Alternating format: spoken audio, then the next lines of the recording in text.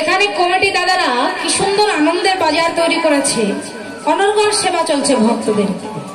তারপরে যদি আপনারা বলেন যে না খাওয়া হয়নি, তাহলে তো খুব খারাপ হবে, খুব কষ্ট পাবো আমরা। হ্যাঁ, এত কষ্ট করে না আপনাদের সবার জন্য সেবার আয়োজন করেছে, আপনারা যদি বলেন খিদে পেয়েছে কষ্ট পাচ্ছি, তাহলে তো হবে না। এবার হবে তো, জোর দিয়ে হবে। হ্যাঁ, বলো শ্যাম শ্যাম শ্যাম রাধে শ্যাম।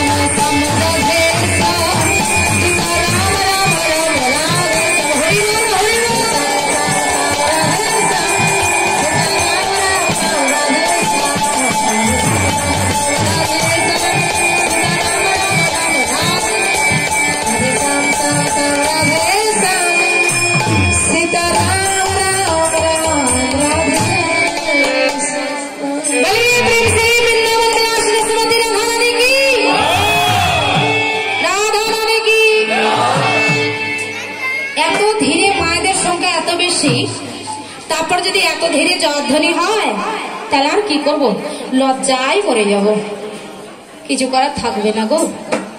এই মায়েদের জাতি তো আমিও, এই জন্য খুব লজ্জা করে গো।